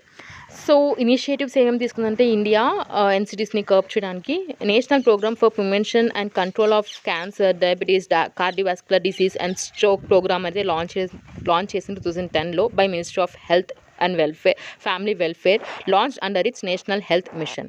నెక్స్ట్ అలాగే నేషనల్ యాక్షన్ ప్లాన్ తీసుకొచ్చారు. సో దానివల్ల WHO గ్లోబల్ యాక్షన్ ప్లాన్ అనేది మెయిన్గా ఈ prevention and control of NCDs 2013 to 2020. And అలాగే ప్రివెంటివ్ స్టెప్స్ తీసుకున్నారు and comprehensive primary health care through Ayushman Bharat health wellness centre scheme తీసుకొచ్చారు. అండ్ అలాగే ఇది వెల్నెస్ యాక్టివిటీస్ని ప్రమోట్ చేస్తున్నారు. అండ్ అలాగే దీంట్లో కమ్యూనికేషన్ టార్గెట్ని అట్ కమ్యూనిటీ లెవెల్లో కూడా ఈ స్కీమ్ ద్వారా తీసుకొచ్చారనమాట, స్ట్రెంథనింగ్ చేస్తున్నారు. నెక్స్ట్ అలాగే healthy diet. So healthy diet eating అనేది ప్రమోట్ చేస్తున్నారు through FSSAI, food security and standard authority of India, through eat right India movement. So దీనివల్ల ఏంటంటే హెల్తీ డైటరీ ప్లాన్ కూడా డెవలప్ చేయడానికి హెల్ప్ అవుతుంది. Next physical activity, fit India movement అనేది implement చేసింది by ministry of youth affairs and sports. మెయిన్గా ఏంటంటే ఇది ఫిజికల్ యాక్టివిటీస్ని ఇంప్రూవ్ చేయడానికి. నెక్స్ట్ యూనియన్ బడ్జెట్ 2023 to 2024లో మెయిన్గా అవుట్కమ్ బేస్డ్ బడ్జెటింగ్లో కూడా మెన్షన్ చేశారనమాట. గవర్నమెంట్ ఫస్ట్ టైం ఈ హైపర్ టెన్షన్ అలాగే డయాబెటీస్ ట్రీట్మెంట్ని యాజ్ అవుట్పుట్ ఇండికేటర్స్గా ఇంట్రడ్యూస్ చేసింది. అండ్ ఈ హైపర్ టెన్షన్ అలాగే డయాబెటీస్ కవరేజ్ సర్వీస్ని స్కేల్ అప్ చేస్తుంది అనమాట. నెక్స్ట్ సజెషన్స్ చూసుకుంటే మూవింగ్ ఫార్వర్డ్ ఎన్సిడీస్లో మల్టీ స్టేక్ హోల్డర్ అప్రోచ్ అయితే ఉండాలి. అండ్ అలాగే ఈ హెల్త్ కేర్ యాక్సెస్ని ఇంప్రూవ్ చేయాలి and engaging communities and implementing policies and regulations, private sector participation, regional collaboration, అలాగే focus should be on prevention. So మెయిన్గా మనం ఫోకస్ అనేది ప్రివెన్షన్లో ఉంటే మనం అంటే లైఫ్ స్టైల్ చేంజెస్ ఉండాలి. అంటే ప్రాపర్ ఫుడ్ తీసుకున్నా లేకపోతే ఎక్సర్సైజ్ చేసి ఇంకా వెల్నెస్ ప్రాక్టీస్ అనేవి చేసి సో లైఫ్ స్టైల్ చేంజెస్ రావడం వల్ల మనం ఈవెన్ ఈ గ్రేటర్ ఎఫర్ట్స్ తీసుకురావచ్చు అనమాట ప్రివెన్షన్ చేయడంలో. నెక్స్ట్ టాపిక్ జనరిక్ డ్రగ్స్కి సంబంధించింది. సో రీసెంట్గా ministry of health and family welfare ఒక అలర్ట్ అనేది ఇష్యూ చేసిందన్నమాట ప్రతి ఒక్క డాక్టర్కి, ఎస్పెషలీ సెంట్రల్ గవర్నమెంట్ హాస్పిటల్స్లో and central government health scheme wellness సెంటర్స్లో ఉన్న వాళ్ళకి అండ్ అలాగే polyclinic to describe generic medicines only. So వాళ్ళకి ఏం అలర్ట్ చేసిందంటే వాళ్ళు జనరిక్ మెడిసిన్స్ మాత్రమే ప్రిస్క్రైబ్ చేయాలని చెప్పి అలర్ట్ అయితే ఇష్యూ చేసింది. అండ్ అలాగే మనకి జనరిక్ మెడిసిన్ అంటే ఏంటో, బ్రాండెడ్ మెడిసిన్ అంటే ఏంటో ఒకసారి చూద్దాం. దీంట్లో డిఫరెన్స్ ఏంటంటే ఇప్పుడు ఫీచర్స్ చూసుకుందాం. సో మామూలుగా పేటెంట్ ఏంటంటే ఇది బ్రాండెడ్ డ్రగ్స్ అంటే మనకి ఇప్పుడు ఆ డ్రగ్ అనేది పేటెంట్ వల్ల ప్రొటెక్టెడ్గా ఉంటుంది. అండ్ అలాగే జెనరిక్ డ్రగ్స్ అయితే ఆఫ్ పేటెంట్. అండ్ అలాగే క్లినికల్ స్టడీ ఇది బ్రాండెడ్ డ్రగ్స్కి చాలా ఎసెన్షియల్ అనమాట పర్ఫామ్ చేయడంలో. నెక్స్ట్ అలాగే జెనరిక్ డ్రగ్స్కి అయితే అంటే ఇలా అవసరం లేదు, అంటే క్లినికల్ స్టడీ అవసరం లేదు, ఒక యాక్టివ్ ఇంగ్రీడియంట్ అయితే ఇక్కడ ఉంటుంది. నెక్స్ట్ ప్రైస్ చూసుకుంటే బ్రాండెడ్లో చాలా కాస్ట్లీ. అండ్ అలాగే ఈ జనరిక్ డ్రగ్స్లో అయితే చీపర్గా ఉంటుందన్నమాట బ్రాండెడ్ డ్రగ్స్తో పోల్చుకుంటే. నెక్స్ట్ అపియరెన్స్ చూసుకుంటే ఇది అంటే బ్రాండెడ్ డ్రగ్స్ కదా, సో ఒక యూనిక్ లుక్ ఉంటుంది. అంటే unique look A design during product development. And అలాగే ఇక్కడ ఏంటంటే బ్రాండెడ్ డ్రగ్స్ కంటే ఒక డిఫరెంట్ అపియరెన్స్ అయితే ఉంటుంది మన జనరిక్ డ్రగ్స్కి. మ్యానుఫ్యాక్చర్ చేసేదేమో కంపెనీ అండ్ బ్రాండెడ్ డ్రగ్స్కి, అండ్ అలాగే జనరిక్ డ్రగ్స్ అయితే సెవరల్ ఫార్మాస్యూటికల్ ఇండస్ట్రీస్ అయితే మ్యానుఫ్యాక్చర్ చేస్తారు. ఎగ్జాంపుల్ చూసుకుంటే మనకి బ్రాండెడ్ డ్రగ్స్లో క్రోసిన్ అండ్ జనరిక్ డ్రగ్స్లో పారాసెటమాల్. అండ్ నెక్స్ట్ మనం నార్మల్గా జనరిక్ మెడిసిన్ ఏంటంటే ఇప్పుడు బ్రాండెడ్ నేమ్తో డ్రగ్ ఏమైతే ఉంటుందో దాన్ని ఆల్టర్నేటివ్ అనమాట. అండ్ అంటే ఇప్పుడు ఏంటంటే ఇప్పుడు ఫర్ ఎగ్జాంపుల్ మనం చూసుకుంటే పెద్ద పెద్ద బ్రాండ్స్ అనేవి ఉంటుంది. ఫర్ ఎగ్జాంపుల్ మనం క్లోత్స్కి కానీ షూస్కి కానీ ఎగ్జాంపుల్ అడిడాస్ చూసుకోండి. సో అది తీసుకున్నప్పుడు ఏంటంటే దాన్ని డూప్లికేట్ చేస్తూ ఉంటారు, అబిబాస్ అట్లాగా. సో సేమ్ అలాగే ఇదేంటంటే డూప్లికేట్ అని చెప్పలేను, కానీ ఇదేంటంటే సేమ్ ఫార్ములా యూజ్ చేస్తారు ఈ జనరిక్ డ్రగ్స్కి కూడా, కానీ ఒక ఆల్టర్నేటివ్ అనమాట. అంటే సేమ్ అంటే ఒకవేళ మీరు ఈ డ్రగ్ తీసుకుంటే సేమ్ జనరిక్ డ్రగ్ తీసుకున్నా ప్రాబ్లం ఏముందో సాల్వ్ అవుతుంది, అలాగే బ్రాండెడ్ డ్రగ్ తీసుకున్నా ప్రాబ్లం ఏమైనా సాల్వ్ అయిపోతుంది. కానీ అంటే సేఫ్టీ కానీ స్ట్రెంగ్త్ కానీ wrote of administration quality performance characteristics అన్నీ సేమ్ అయితే ఉంటాయన్నమాట. నెక్స్ట్ అలాగే ఇది అంటే క్లినికల్ బెనిఫిట్స్ అంటే ఏమైతే బ్రాండెడ్ నేమ్తో మెడిసిన్స్తో ప్రొవైడ్ అవుతాయో సేమ్ బెనిఫిట్ మనకి జనరిక్ డ్రగ్స్ కూడా అవుతుంది. సో డిఫరెన్స్ ఏమి ఉండదు, కానీ జనరిక్ డ్రగ్స్ మనకి ఏంటంటే ఇప్పుడు కాస్ట్ చాలా తక్కువగా ఉంటుంది. నెక్స్ట్ మనకి ఈ జనరిక్ డ్రగ్స్కి అండ్ బ్రాండెడ్ మెడిసిన్స్కి డెఫినేషన్ అయితే ప్రెజెంట్గా మనం లేదు under drugs and cosmetics act 1940 and rules 1945లో. And regulation of generic medicine India చూసుకుంటే Indian medical council regulation 2002 by medical council. మెయిన్గా ఏంటంటే ఇది అంటే ఈ బాడీ ప్రిస్క్రైబ్ చేస్తుంది every physician should prescribe with generic names legibly and preferably in capital letters, and he or she shall ensure that is a rotational prescription and use of drugs. So ఏంటంటే ఈ మామూలుగా ఇది every physician ఎవరైతే ఉన్నారో ఈ అంటే ఒక generic names కూడా మెన్షన్ చేయాలన్నమాట, ప్రిస్క్రైబ్స్ అనేవి చేయాలి అని ఈ రెగ్యులేషన్స్లో అయితే చెప్పారు. నెక్స్ట్ అలాగే national medical commission act 2019 by ministry of health and family welfare ఏంటంటే మెయిన్గా ఈ state medical councils or ethics and medical regulation board అప్రోప్రియేట్గా ఎంపవర్స్ చేస్తుంది. మెయిన్గా ఏంటంటే డిసిప్లినరీ యాక్షన్ తీసుకోమని against doctor for violation of the provision of aforesaid regulations. ఒకవేళ doctor ఏమైనా వైలేషన్ చేస్తే ఒకవేళ దీంట్లో డిసిప్లినరీ యాక్షన్ తీసుకుంటుంది. నెక్స్ట్ అలాగే drugs and cosmetic rules 1945 amendment by minister of health and family welfare for making it mandatory to grant license for the drug formulation containing single active ingredients in proper name only. So ఈ అంటే ఈ rules ప్రకారం ఏంటంటే ఇది అంటే mandatory చేసిందనమాట. ఒకవేళ మనకి లైసెన్స్ అనేది గ్రాంట్ అంటే for drug formulation containing single active ingredient in proper name only. Next drug technical advisory body of India, ఇది ఫార్మసీస్కి అలౌ చేస్తుంది జనరిక్ మెడిసిన్స్ని సెల్ చేయడానికి పేషెంట్స్కి even if it is prescribe specify the branded version. ఒకవేళ అంటే doctors ఎవరైనా branded version ఒకవేళ prescribe చేసినా same generic medicine ఉంటుంది కదా, సో అది సెల్ చేసే ఫార్మసీస్కి అలౌ చేస్తుంది. సో ఈ బాడీస్ అన్నీ మామూలుగా జనరిక్ మెడిసిన్స్ అంటే మన ఇండియాలో రెగ్యులేటరీస్ అన్నమాట. Next status of pharmaceutical in India చూసుకుంటే మనం 3rd లార్జెస్ట్ ఫార్మాస్యూటికల్ ఇండస్ట్రీ ఇండియాలో ఉంది ఇన్ ద వరల్డ్లో, అండ్ అలాగే 14th largest in the terms of value. And India అనేది generic medicines largest producer and 20% of the global share అనేది supply by volume occupy చేస్తుంది. Economic survey 2022-23 estimate చేసింది ఏంటంటే India's domestic pharmaceutical market అనేది 2030 కల్లా $130 billion touch అవుతుందని చెప్పి estimate చేశారు. అండ్ అలాగే ఇది ఇనిషియేటివ్స్ ఏమేమి తీసుకున్నారంటే జనరిక్ మెడిసిన్ని ప్రమోట్ చేయడానికి ప్రధాన్ మంత్రి భారతీయ జన్ ఔషధ పరియోజన ఇన్ 2008లో by minister of chemicals and fertilisers తీసుకొచ్చారు. అండ్ నెక్స్ట్ అలాగే ఏంటంటే దీనివల్ల ఈ ఈ స్కీమ్ వల్ల ఏంటంటే ఇప్పుడు క్వాలిటీ జనరిక్ డ్రగ్స్ అనేవి అఫోర్డబుల్ ప్రైస్లో యాక్సెసిబుల్ ఉంటాయన్నమాట ఈ పిఎంబీజేబీ కేంద్రాస్ నుంచి. నెక్స్ట్ అలాగే national health mission in 2008 by ministry of health and family welfare. And ఇది కూడా ఏంటంటే ఒక essential generic drugs free of కాస్ట్లో ఇన్ పబ్లిక్ హెల్త్ ఫెసిలిటీస్లో ప్రొవైడ్ చేస్తారు. And product linked incentives PLI scheme by ministry of chemicals and fertilisers. PLI scheme ఏంటంటే ఈ domestic manufacturing of critical key starting materials, drug intermediates and active pharmaceutical ఇంగ్రీడియంట్స్ని promotion చేయడానికి ఈ scheme అనేది use అవుతుంది. Next ఇది main generic medicines మనం ఎందుకు ప్రమోట్ చేయాలంటే మెయిన్గా మనకి మెడిసిన్స్ అనేది అఫోర్డబుల్ అవ్వడానికి. అంటే ఇప్పుడు ఏమైతే జనరిక్ మెడిసిన్స్ ఉన్నాయో అవి చాలా కాస్ట్ తక్కువ మనం బ్రాండెడ్ నేమ్ మెడిసిన్స్ కంపేర్ చేసుకుంటే. అండ్ మనం 2022 to 2023 ఎకనామిక్ సర్వే చూసుకుంటే మనకి టోటల్ హెల్త్ ఎక్స్పెండిచర్ ఇండియాలో ఇది హౌస్ హోల్డ్కి అవుట్ ఆఫ్ పాకెట్ ఎక్స్పెండిచర్ అంటే అవుతుంది 48.2%.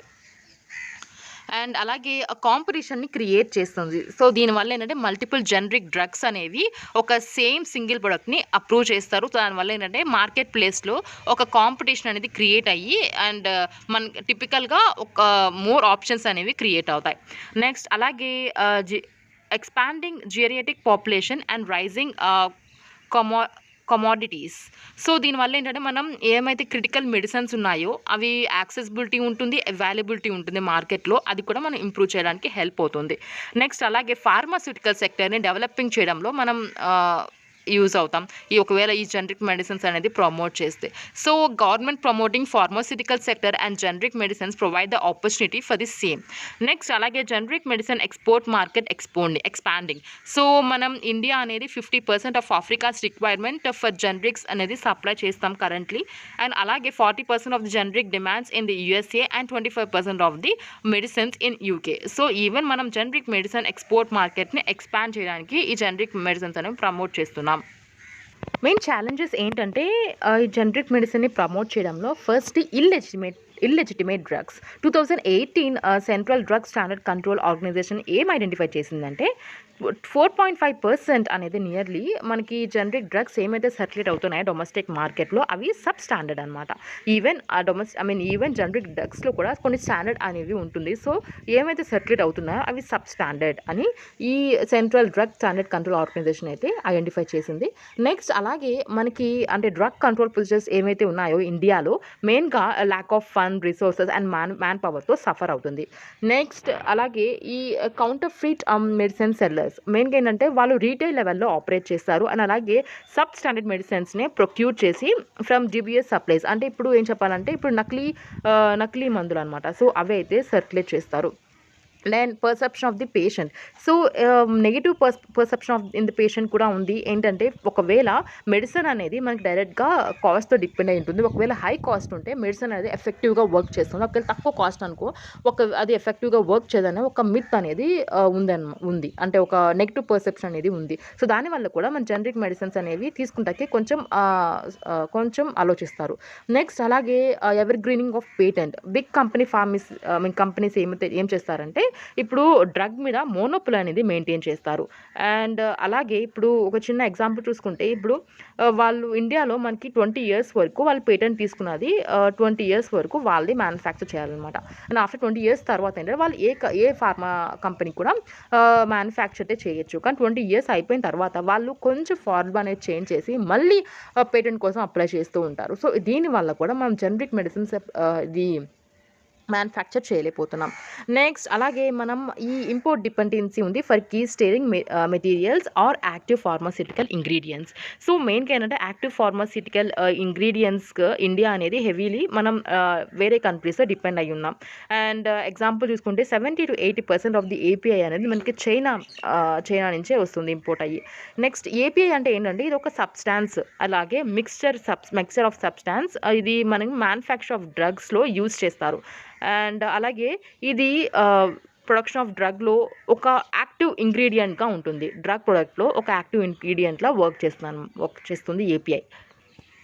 వే ఫార్వర్డ్ చూసుకుంటే drug control general of India and అలాగే pharmaceutical companies and local drug control అథారిటీస్లో క్లోజ్గా వర్క్ చేసి మెయిన్గా మార్కెట్లో నుంచి ఇల్లిజిటిమేట్ డ్రగ్స్ని కంట్రోల్ చేయాలి. అండ్ అలాగే డీసీజీఐ అనేది ఒక క్లియర్లీ స్టేట్ ఇవ్వాలన్నమాట, whether drug is poor quality or it's a counterfeit drug అని. సో దీనివల్ల మనం ఫేక్ డ్రగ్ ఇష్యూ అనేది మనం అడ్రస్ చేయడంలో అంటే హెల్ప్ అవుతుంది. నెక్స్ట్ అలాగే టెక్నాలజీస్ యూజ్ చేసి మనం అదే ఎగ్జాంపుల్ ఏంటంటే కౌంటరింగ్ టెక్నాలజీ అనేది మనకి ప్రొడక్ట్ ఆథెంటికేషన్ని, ట్యాంపర్ రెసిస్టెంట్ని, packaging and track and trace టెక్నాలజీని అసిస్ట్ చేసే అవకాశం ఉంది. నెక్స్ట్ అలాగే జనరిక్ డ్రగ్స్ అనేది అవేర్నెస్ కూడా మనం మెయిన్గా అవేర్నెస్ అనేది క్రియేట్ చేయాలి. ఏంటంటే ఇప్పుడు యూజ్ ఇన్ఫర్మేషన్ అండ్ కమ్యూనికేషన్ టెక్నాలజీని యూజ్ చేసి మెయిన్గా ఈ పేషెంట్స్ ఎవరైతే ఉన్నారో అంటే డ్రగ్స్ గురించి, అంటే జనరిక్ డ్రగ్స్ గురించి అండ్ అలాగే ప్రధానమంత్రి భారతీయ జన్ ఔషధి పరియోజన కేంద్రాస్ గురించి అవేర్నెస్ అనేది జనరేట్ చేయాలి. నెక్స్ట్ అలాగే ఒక స్ట్రాంగ్ రెగ్యులేటరీ ఫ్రేమ్వర్క్ అనేది తీసుకురావాలి. ఇండియాకి ఒక స్ట్రాంగ్ రెగ్యులేటరీ ఫ్రేమ్వర్క్ అనేది అవసరమే. అంటే అది ఓన్లీ పీపుల్స్ ఎన్షూర్ చేయడం కాదు కంట్రీలో, అండ్ అలాగే క్వాలిటీ జనరిక్ డ్రగ్స్ కూడా యాక్సెసిబుల్గా చేయడానికి. అండ్ అలాగే inflow of innovative drugs and medicines from across the world అనేది ప్రామిసెస్ చేస్తుంది అనమాట ఈ రెగ్యులేటరీ ఫ్రేమ్వర్క్ అనేది.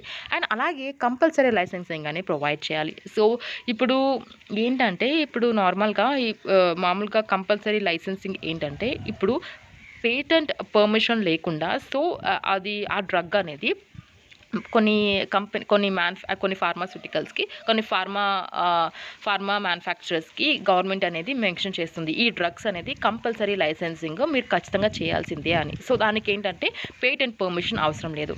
సో ఇది ఏంటంటే ప్రొవైడింగ్ కంపల్సరీ లైసెన్సింగ్ వల్ల కూడా మనకి ఈ చాలా జనరిక్ మెడిసిన్స్ అనేది ప్రమోట్ చేయొచ్చు. And right to access of generic drugs in human right and not granting compulsory licensing to such drugs would lead to restricting their production and access. Compulsory licensing is when government allows. So చూసారా ఇక్కడ government అనేది allow చేస్తుంది. So మెయిన్గా ఏంటంటే ఈ patent protected or processed without consent of the patent owner or plans to use patent protected invention itself. So ఏంటంటే compulsory licensing ఏంటంటే government అనేది అలౌ చేస్తుంది, అంటే ఎవరికైనా సరే. సో వాళ్ళు అంటే ఇప్పుడు పేటెంట్ ఓనర్కి పర్మిషన్ లేకుండా వాళ్ళు ఆ డ్రగ్ అనేది జనరేట్ చేయొచ్చు, మ్యానుఫ్యాక్చర్ చేసి జనరేట్ చేసుకోవచ్చు. సో ఇది మనకి ఈ field of patient protection including వీటీఓ అగ్రిమెంట్లో ఉంది, ఆర్ ఇంటెలెక్చువల్ ప్రాపర్టీ ట్రిప్స్ అగ్రిమెంట్లో trade related aspects of intellectual property rights agreement ఈ కంపల్సరీ లైసెన్స్ గురించి. అండ్ అలాగే realigning production linked incentives PLI for pharmaceuticals in 2021. So ఈ స్కీమ్ వల్ల ఏంటంటే ఇప్పుడు ప్రొడక్ట్ అనేది అండర్ ఈ స్కీమ్లో అంటే ఇంపోర్ట్ డిపెండెన్సీని is already quite low. So the cost of domestic production అనేది of these API become many times more than the cost of imports. So 2021లో PLI స్కీమ్ ద్వారా ఏంటంటే ఇప్పుడు మనం ఈవెన్ API ఏమైతే మనం డిపెండెన్సీ ఉన్నామో చైనా 70 to 80% దాన్ని రెడ్యూస్ చేయడంలో అంటే కాస్ట్ ఆఫ్ డొమెస్టిక్ ప్రొడక్షన్ అనేది మనం ఇంక్రీజ్ చేయొచ్చు అనమాట. సో దీనివల్ల ఏంటంటే మనం API ఇంపోర్ట్ అనేది మనం డిపెండెన్సీ ఏమైతే ఉందో ఇంపోర్ట్ డిపెండెన్సీ ఏమైతే ఉందో దాన్ని మనం తగ్గించవచ్చు. Next topic facial recognition technology. So రీసెంట్గానే department of telecommunication, ministry of communication ఒక AI బేస్డ్ ఫేషియల్ రికగ్నిషన్ టూల్ని డెవలప్ చేశారు. దాని పేరే artificial intelligence and facial recognition power solution for telecom SIM subscriber verification. So ఇదేంటంటే ASTR ఇది under Sanchar Saathi initiative scheme అండర్లో launch చేశారు. సో దీనివల్ల ఏంటంటే ఇప్పుడు AI అనేది ఇప్పుడు ఐడెంటిఫై చేస్తుంది అనమాట సిమ్స్ ఎవరెవరి పేరు మీద ఇష్యూ చేశారో అని. అండ్ మనం సంచార్ సతీ పోర్టల్ గురించి చూసుకుంటే ఇది సిటిజన్స్కి ఉపయోగపడుతుంది, అంటే మొబైల్ కనెక్షన్స్ వాళ్ళ పేరు మీద ఎన్నెన్ని ఉన్నాయా అని. అండ్ అలాగే ఇది ఫ్రాడలెంట్ ఇంకా అన్రిక్వైర్డ్ కనెక్షన్స్ని రిపోర్ట్ చేయొచ్చు. అండ్ అలాగే block mobile phones which was stolen, lost or check IEMI IMEI before buying mobile phone. So ఏంటంటే ఇది వీటన్నిటికీ సంచార్ సతి పోర్టల్ అనేది హెల్ప్ అవుతుంది. మెయిన్గా ఏంటంటే మన పేరు మీద ఏమేమి మొబైల్స్ అనేవి ఇష్యూ చేశారో అని చెప్పి మనకు తెలుస్తుంది. అండ్ అలాగే మనం ఫ్రాడ్యులెంట్ అన్రిక్వైర్డ్ కనెక్షన్స్ ఏమైతే ఉన్నాయో దాన్ని మనం రిపోర్ట్ చేయొచ్చు. అండ్ అలాగే మొబైల్ ఫోన్స్ ఏమైతే స్టోల్ అయినాయో అండ్ అలాగే లాస్ట్ అయినా దాని ఆ నెంబర్స్ అనేవి మన మొబైల్ ఫోన్స్ అనేవి బ్లాక్ చేయొచ్చు. అండ్ అలాగే మనం బై చేసే ముందు ఆ ఫోన్ IMEI నెంబర్ని కూడా చూసుకోవచ్చు.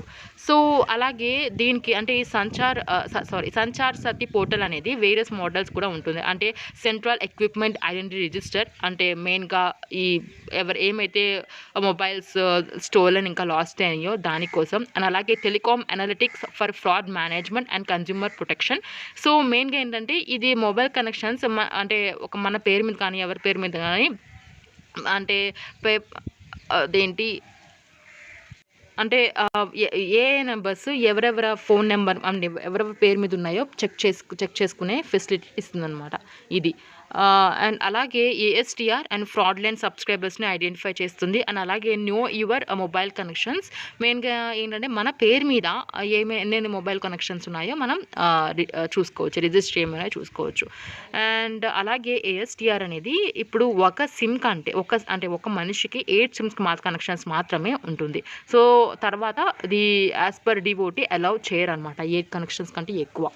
నెక్స్ట్ 2012 DOT అనేది ఇది order out to all telecom ఆపరేటర్స్కి ఇష్యూ చేసింది. మెయిన్గా ఏంటంటే వాళ్ళ సబ్స్క్రైబర్ డేటాబేస్ అనేది షేర్ చేయాలి, including pictures of using their user with department. ASTR analysis with database subscriber images providing by telecom operators and put them into group of similar looking images using facial recognition. ఇక్కడ మనకి facial recognition software ఎలా work చేస్తుందో చెప్పారు. First capture చేస్తారు. Next capture అంటే foremost requirements is to capture the image that can be done by scanning existing image or using cameras use చేసి ముందు capture చేస్తారు. నెక్స్ట్ ఎక్స్ట్రాక్ట్ చేస్తారు, అంటే యూనిక్ ఫేషియల్ డేటా అనేది ఎక్స్ట్రాక్ట్ చేస్తారు ఫర్ ది శాంపుల్. నెక్స్ట్ అలాగే compare చేస్తారు, ఆ డేటా వాళ్ళ డేటాబేస్లో ఉందా లేదా అని చెప్పి కంపేర్ చేస్తారు. నెక్స్ట్ అలాగే మ్యాచింగ్ చేస్తారు. The software then decides whether the sample matches any picture in database or not. అంటే ఇప్పుడు ఆ డేటా ఏవైతే డేటా కలెక్ట్ చేశారో అది కంపేర్ చేసిన తర్వాత మ్యాచ్ చేస్తారనమాట. సో మ్యాచ్ అవుతుందా లేదా అని చెప్పి ఇలా ఫేస్ రికగ్నిషన్ సాఫ్ట్వేర్ అనేది వర్క్ అవుతుంది. So about facial recognition technology ఇక్కడ చెప్పినప్పుడు ఇది మెయిన్గా ఏంటంటే ఇండివిజువల్స్ ఐడెంటిటీ ఫేస్ని యూజ్ చేసి కన్ఫర్మ్ చేస్తారు. అండ్ అలాగే అంటే పీపుల్స్ని ఐడెంటిఫై చేయడంలో యూజ్ అవుతుంది. అంటే ఫొటోస్ కానీ వీడియోస్ కానీ రియల్ టైంలో కానీ ఈ FRT మెథడ్ అనేది యూజ్ అవుతుంది. అండ్ అలాగే కంప్యూటర్ ఆల్గోరిథం మ్యాప్ ఏమైతే ఉందో అదొక unique facial landmarks such as cheek బోన్స్ని కౌంటర్స్ ఆఫ్ లిప్స్ వాటిని చూసి ఒక న్యూమరికల్ కోడ్గా కన్వర్ట్ చేస్తుంది. దానివల్ల ఏంటంటే ఒక ఫేస్ ప్రింట్ అనేది వస్తుందన్నమాట. నెక్స్ట్ అలాగే ఇది process and technique associated with AI.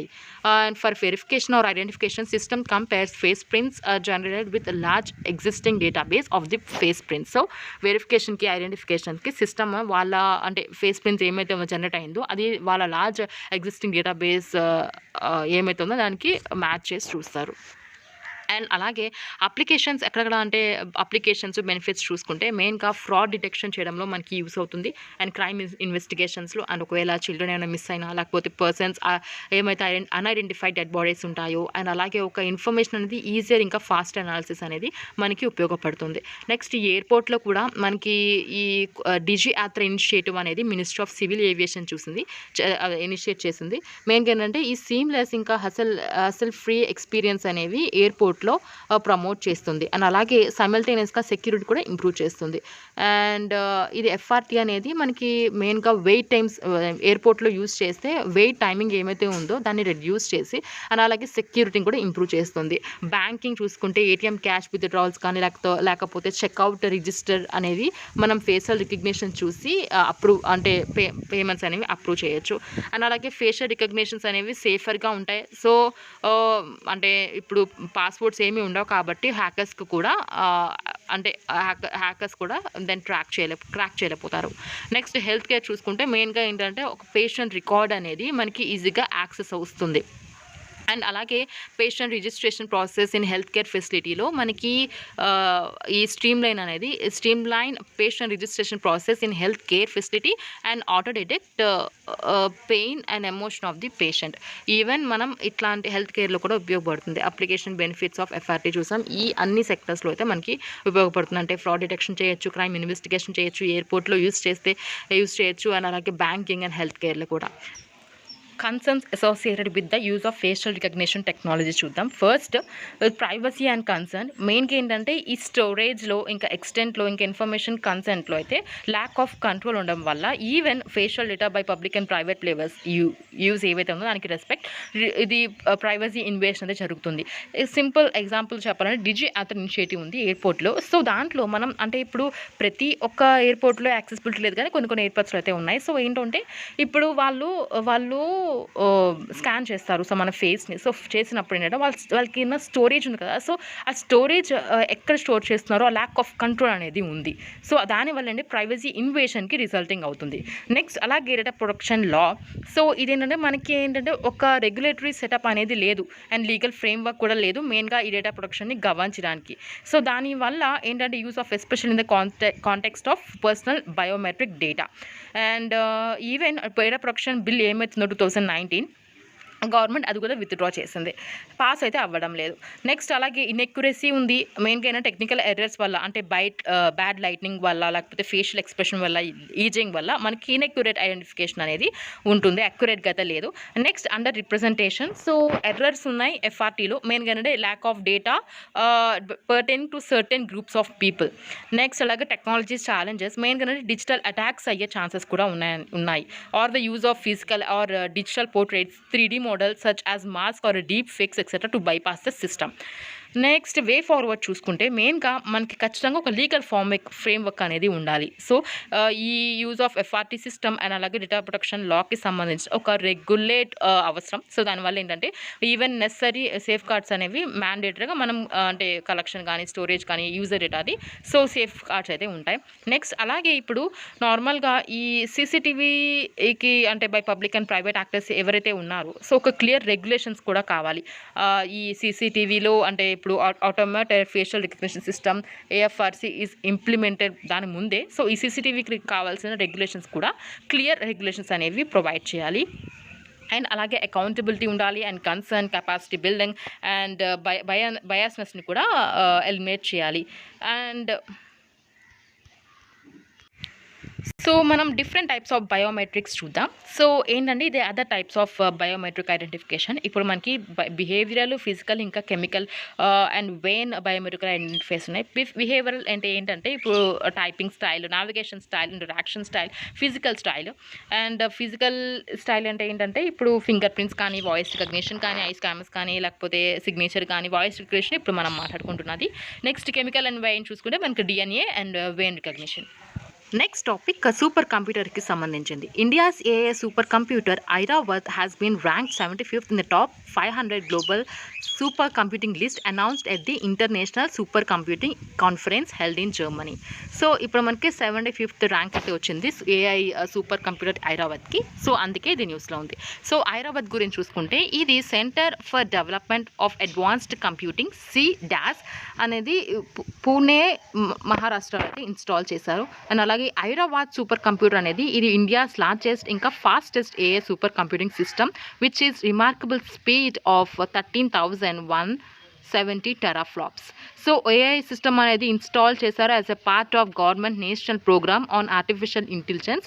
According to the CDAC, Airawat work on the operational system of Ubuntu 20.04.2 LTS and was installed earlier this year at the center.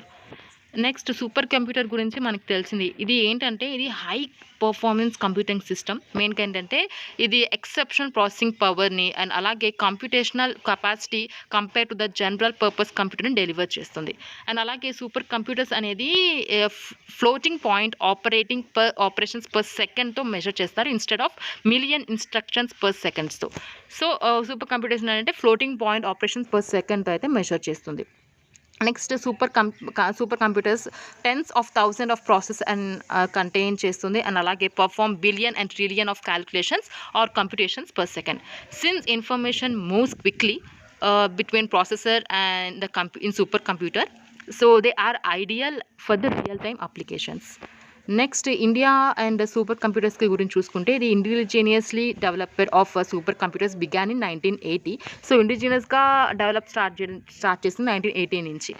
And and అలాగే India's first super computer ఏమో Param 8000. So 1991లో అయితే set up చేశారు. ఈ national super computer mission accelerated effects to set up super computers in a big way. Next other Indian super computers in the top 500 లిస్ట్లో చూసుకుంటే మనకి first పరం సిది ఏఏ సూపర్ కంప్యూటర్ ఉంది 131లో. Next Pratyush super computer 169 and Mihir super computers 316. So అదేంటి పరం ఏమో పూణేలో అండ్ అలాగే ప్రత్యూష్ ఏమో ఇండియన్ ఇన్స్టిట్యూట్ ఆఫ్ ట్రాపికల్ మెట్రాలజీలో ఇన్స్టాల్ చేశారు. నెక్స్ట్ మిహిర్లో అయితే national centre for medium range weather ఫోర్కాస్టింగ్లో అయితే ఇన్స్టాల్ చేశారు. అండ్ అలాగే top 5 super computers in top 500 లిస్ట్లో చూసుకుంటే ఫ్రంటియర్ యూఎస్ఏ సూపర్ కంప్యూటర్ ఫ్రంగు Japan, Lumi Finland, Leonardo Italy and Summit USA. So applications of super computers చూసుకుంటే మెయిన్గా కటింగ్ ఎడ్జ్ రీసెర్చ్, ఇది సూపర్ కంప్యూటర్స్ అనేవి data incentive and computation heavy scientific and engineering పర్పస్కి use చేస్తారు, such as quantum mechanism weather forecasting దానికి. And అలాగే aerospace and ఇంజనీరింగ్కి. And AI Chat GPT కూడా ఇది ఒక trained on a super computer built extensively for Open AI by Microsoft. And next అలాగే weather ఫోర్కాస్టింగ్కి, ఎనర్జీ ఎక్స్ప్లోరేషన్కి అండ్ హెల్త్ అండ్ మెడిసిన్స్కి, డిఫెన్స్ అండ్ మిలిటరీకి సో సూపర్ కంప్యూటర్స్ అనేవి బాగా అక్కడైతే మనం యూజ్ చేస్తాం. So national super computer mission అనేది ఉంది. సో 2015లో గవర్నమెంట్ ఆఫ్ ఇండియా లాంచ్ చేసింది. గోల్ ఏంటంటే మెయిన్గా to connect research and development institutions and academic institutions in the country using supercomputing grid more than 70 high performance computing facilities. Next alage national knowledge network, these supercomputers anedi will be networked on national supercomputing grid over NKN. Next jointly steered by Department of Science and Technology DST and Department of Electronic and Information Technology, implemented by Center for Development Advanced Computing Indian Institute of Science IAS Bangalore. Objectives చేసుకుంటే మెయిన్గా ఏంటంటే India అనేది world's లీడర్లో one of the world leader అవ్వాలి super computing. So అలా తయారు చేయడమే main objective. And అలాగే ఇండియాస్ కెపాసిటీని in solving challenging problem of national and global రిలవెన్స్లో కూడా ఎన్హాన్స్ చేయడానికి. అండ్ అలాగే redundancies and duplication for efforts to minimize redundancies and duplication of the efforts and optimize investment in supercomputing.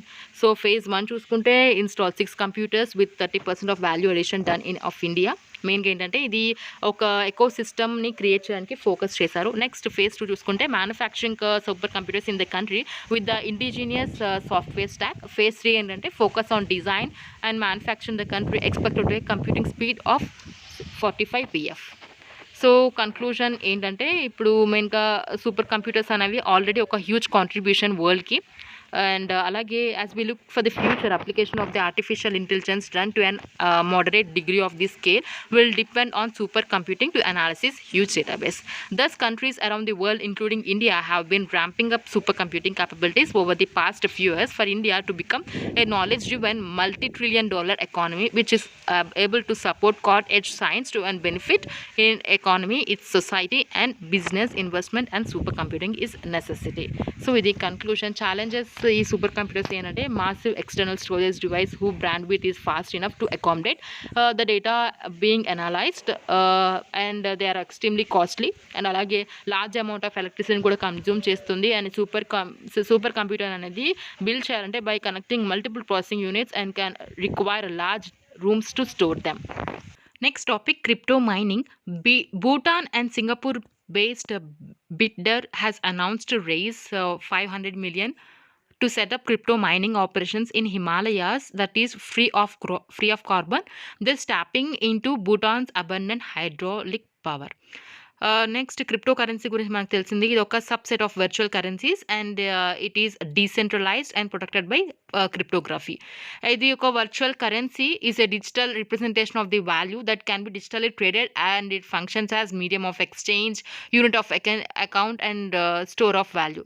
Crypto currency transaction అనేది మనకి via block chain network వల్ల maintain అవుతుంది. And అలాగే digital ledgers కూడా add అవుతాయి. Next bitcoin అనేది ఒక largest world according to the market capitalised by followed by Ethereum. So news చూసుకుంటే మెయిన్‌గా హ్యూజ్ అమౌంట్ ఆఫ్ ఎలక్ట్రిసిటీ అనేది కావాలి. The vast computer forms that mine for crypto currency. And అలాగే ఒక హెవీ క్రిటిసిజం కూడా ఉందన్నమాట. సో మెయిన్‌గా ఇది క్లైమేట్ ఇంపాక్ట్ అవుతుంది. అండ్ అలాగే search for greener mining options. And అలాగే ఇనిషియేటివ్ అనేది by Bhutan government investment arm drug and నస్దక్ listed crypto mining firm బిద్దర్ announce చేశారు. Includes the construction of data centres and investment in renewable energy such as hydropower and hydrogen. Partnership with the bidder to launch carbon-free digital asset mining data centers represent an investment in a more connected and sustainable domestic economy. Bhutan అనేది ఒక carbon negative country. తన మామూలుగా ఏంటంటే constitution mandate చేసిందనమాట. 60% of the country అనేది ఇంకా ఫారెస్టెడ్‌గానే ఉండాలని. Next అలాగే proof of work versus proof of stake చూసుకుంటే pros and cons. Proof of work ఏమో స్ట్రాంగ్ కాంపిటీషన్ ఉంటుంది. Crypto currency rewards for miners ఉంటుంది. Decentralised method of validation, strong security. Proof of stake pros ఏంటంటే doesn't require expensive equipment, fast transaction, energy efficient. మనకి cons చూసుకుంటే proof of వర్క్లో main expensive equipment అనేది అవసరం. అలాగే high energy usage and అలాగే so transaction speed, higher transaction fee. Next proof of స్టేక్‌కి మనకి కాన్స్ చూసుకుంటే coin hardening and unproven at a large scale, influencer of a large stake holder validators, requires extensive investment upfront. So ఇవి pros and cons. Next అలాగే crypto mining గురించి చూసుకుంటే ఇదొక process of cryptocurrencies. Several cryptocurrencies used to generate new coins and verify and process a new transaction. అంటే చాలా క్రిప్టెన్సీస్ అనేది use చేస్తారు. మెయిన్‌గా కాయిన్స్ అనేవి, న్యూ కాయిన్స్ అనేవి జనరేట్ చేయడానికి. అండ్ అలాగే ఒక vast decentralized network of computers అనేవి ఇన్వాల్వ్ అవుతాయి అరౌండ్ ది వరల్డ్. అండ్ అలాగే verify and secure block chains. The virtual ledgers, the document cryptocurrency transaction. Mining అనేది ఒక fundamental to proof of work cryptocurrency network like bitcoin. And అలాగే different types of crypto mining ఉంటాయి. So central processing units mining, CPU mining అనేది use చేస్తారు. మెయిన్‌గా ఈ అంటే process to mine cryptocurrency. And అలాగే గ్రాఫిక్స్ ప్రాసెసింగ్ యూనిట్. జీపీయూ అనేది mining uses one or more graphic cards to mine crypto. Next applications అనేవి ఏంటంటే ఇప్పుడు మామూలుగా అప్లికేషన్ స్పెసిఫిక్ ఇంటిగ్రేటెడ్ సర్క్యూట్స్. ఇది ఎక్స్‌ప్లిసిట్‌గా designed for POW computations perform far faster than general purpose computing devices like GPU or CPU. And అలాగే crypto mining అనేది always profitable కాదు due to intense competition, expensive mining equipment and high electricity prices. And crypto మైనింగ్‌కి అంటే powerful hardware resources కావాలి. And అలాగే software to resolve complex puzzles efficiently. And అలాగే the explosive growth in crypto currency mining అనేది మనకి high energy అనే grids అనేది consume చేస్తుంది. అలాగే టోటల్ కార్బన్ ఎమిషన్స్ కూడా ఇంక్రీజ్ అవుతాయి. అండ్ అలాగే లోకల్ ఎయిర్ పొల్యూషన్ అంటే ఇంక్రీజ్ అవుతుంది. అలాగే రైజెస్ రిటైల్ ఎలక్ట్రిసిటీ రేట్స్ అవన్నీ ఇంక్రీజ్ అవుతాయి. సో ఈవెన్ క్రిప్టో మైనింగ్ అనేది చాలా ఎప్పుడు ప్రాఫిటబుల్‌గా అయితే ఉండదు. అండ్ ఇక్కడ మనకి క్రిప్టో మైనింగ్ వర్క్స్ ఎలా వర్క్ అవుతుందో ఇక్కడ మెన్షన్ చేశారు. అండ్ అలాగే ఒక డయాగ్రామ్ అయితే ఇచ్చారన్నమాట బిట్‌కాయిన్ మైనింగ్ ఎలా జరుగుతుందో. సో ఏంటంటే మెయిన్‌గా ఫస్ట్ IAS అనేది ఒక ప్రొడక్ట్ అనేది కొనాలనుకుంటుంది by the use of bitcoin Bob నుంచి. సో ఇతని నుంచి ఒకటి ఏదో ప్రొడక్ట్ అనేది పర్చేస్ చేసింది. ఇప్పుడు మనం బిట్‌కాయిన్ ద్వారా పేమెంట్ అనేది జరగాలి. సో దానివల్ల ఏంటంటే ఒక ప్రైవేట్ కీని యూజ్ చేసి ఆ మెసేజ్ అనేది టైప్ చేసి బిట్‌కాయిన్ అంటే ఎంత అమౌంట్ బిట్‌కాయిన్ అనేది బాబ్ అడ్రస్‌కి రిక్వెస్ట్ అనేది ట్రాన్సాక్షన్ చేస్తుంది. అంటే ట్రాన్సాక్షన్‌కి రిక్వెస్ట్ అనేది బాబ్ అడ్రస్‌కి పెడుతుంది. నెక్స్ట్ దానివల్ల ఏంటంటే ఒక బ్లాక్ చైన్ అనమాట ఇది. సో బ్లాక్స్ అనేవి ఉంటాయి. సో ఈ ట్రాన్సాక్షన్ అనేది ఎల్ఐఎస్ రిక్వెస్ట్ చేస్తుంది కదా, సో అవి ఒక బ్లాక్గా విత్ అదర్ ట్రాన్సాక్షన్కి బ్లండెడ్ అవుతాయి అనమాట.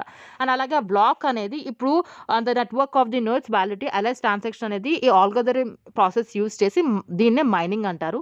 అండ్ అలాగే మైనింగ్ నుంచి ఇప్పుడు ఫస్ట్ మైనర్ ఎవరైతే ఉన్నారో to validate a new block for the block chain receives a portion of the bit coin as the reward. So first miner ఎవరైతే ఉంటారో సో వాళ్ళకి ఒక ఈ అంటే ఈ బ్లాక్ చైన్ అంటే ఈ new block of for the block చైన్కి ఒక portion of the bit coin ఏమైతే ఉందో అది రివార్డ్గా వస్తుంది. నెక్స్ట్ ట్రాన్సాక్షన్ అనేది కంప్లీట్ అవుతుంది, న్యూ బ్లాక్ అనేది యాడ్ అవుతుంది బ్లాక్ చైన్కి. నెక్స్ట్ అది అలా బాబ్ అనేది ఒక బిట్ కాయిన్ అనేది రిసీవ్ అవుతారు ఫ్రమ్ యాలీస్ నుంచి. సో ఇది క్రిప్టో మైనింగ్ ఎలా వర్క్ చేస్తుందో ఇక్కడ మనకి డయాగ్రామ్గా చూపించారు. ఛానల్ అయితే సబ్స్క్రైబ్ చేసుకోండి. మళ్ళీ మనం నెక్స్ట్ వీడియోలో కలుద్దాం.